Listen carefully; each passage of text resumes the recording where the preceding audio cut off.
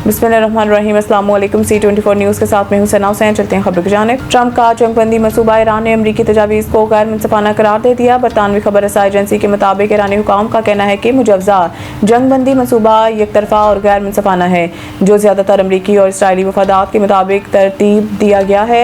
ईरानी अहदेदार के मुताबिक ये तजावीज़ पाकिस्तान के जरिए तेहरान तक पहुँचाई गई, जिनका तफसीली जायज़ा लेने के बाद ईरान ने अपना मौक़िफ़ भी पाकिस्तान के जरिए ही अमेरिका तक पहुँचा दिया।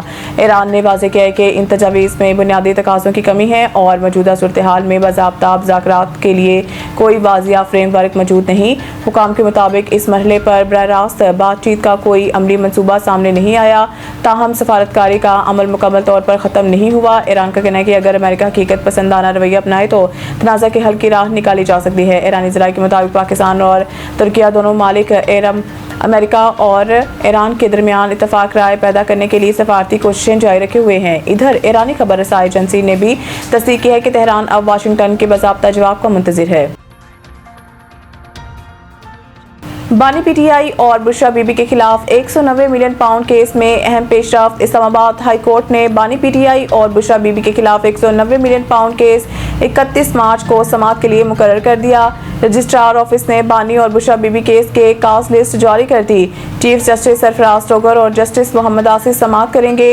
अदालत ने नैब की दरख्वास्त पर बानी और बुशरा बीबी के वकील से जवाब तलब कर रखा है, जबकि नैब ने सजा मअतली की दरख्वास्तें काबिल समाअत न होने का एतराज़ उठा रखा है।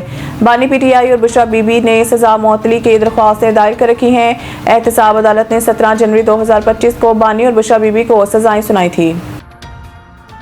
सालिस ममालिक ईरान के साथ पैगामात का तबादला करे हैं। अमरीकी वज़ीर ख़ारजा सहाफ़ियों से गुफ्तगू करते हुए वज़ीर ख़ारजा मार्को रूबियो ने बताया है कि मुख्तलिफ सालिस ममालिक ईरान के साथ पैगामात के तबादले में मसरूफ़ हैं और इस सिलसिले में कुछ पेशरफ्त भी हुई हैं। उन्होंने कहा है कि पैगामात के तबादले का अमल जारी और मुसलसल बदलती सूरत हाल का हिस्सा है। इस हवाले से मीडिया में तफसीलात बयान नहीं की जा सकती।